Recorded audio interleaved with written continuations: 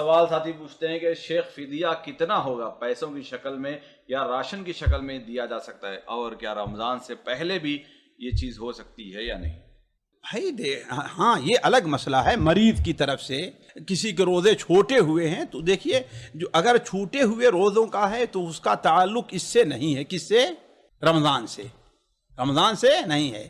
البتہ مریض کوئی ہے اس کی طرف سے فدیہ دینا ہے تو ٹھیک ہے، رمضان سے پہلے بھی دیا جا سکتا ہے. اس غالب گمان کی بنیاد پر، غالب گمان کی بنیاد پر دیا جا سکتا ہے. اور وہ روز آنا ایک مسکین کو یا تو کھانا کھلایا جائے یا آدھا سا جو ہوا کرتا ہے، یعنی کلو و ربع یا کلو و نصف، کلو و ربع، یہ جو ہوا کرتا ہے، اتنا غلہ جو کھانے کا وہاں پر جیسے چاول ہے، گیہوں ہے، یہ ہے، وہ ایک دن کے حساب سے دے دیا جائے.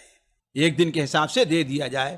پیسہ اس شخص کو دیا جا سکتا ہے جو مثال کے طور پر کسی ویلفیئر سوسائٹی، کمپنی وغیرہ، کمیٹی وغیرہ کا ذمہ دار ہے، جو لوگوں کو وہ کھلاتا ہے کھانا، ہے کہ نہیں ہے.